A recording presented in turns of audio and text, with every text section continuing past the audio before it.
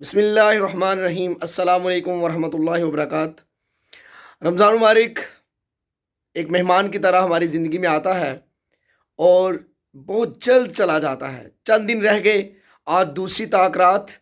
اللہ تعالیٰ سے دعا کیجئے، اپنی زندگی کی برکتیں اللہ سے حاصل کیجئے، اپنا علم، اپنی سوچ، اپنا مقصد، اپنے زندگی کے تمام جتنے بھی کام ہیں اس کو اللہ کے سپرد کیجئے اور اللہ سے دعائیں کیجئے، اللہ سے لو لگائیے۔ یہ وقت اللہ کو یاد کرنے کا ہے، یہ وقت اللہ سے مانگنے کا ہے۔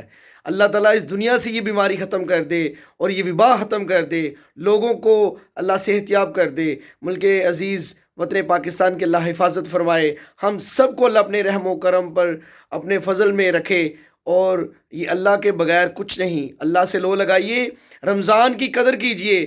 رمضان آیا اور ہم نہیں بدلے، افسوس، رمضان آیا اور ہم نے اپنی زندگی کے اندر کچھ پازیٹیو پوائنٹس ایڈ نہیں کیے، کچھ ویلیو ایڈنگ نہیں کی، تو پھر رمضان ہماری زندگیوں پہ اثر نہیں کیا۔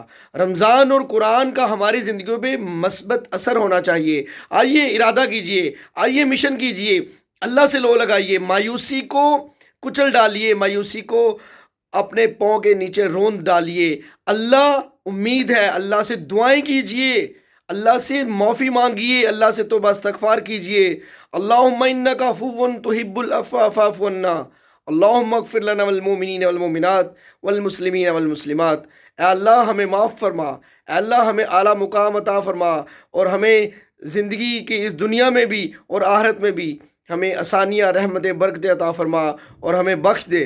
یہ مہینہ چند دن رہ گئے میرے بھائیوں، ہم وطنوں، اللہ سے دعائیں کیجئے، اللہ کے حضور اپنے آنسو پیش کیجئے۔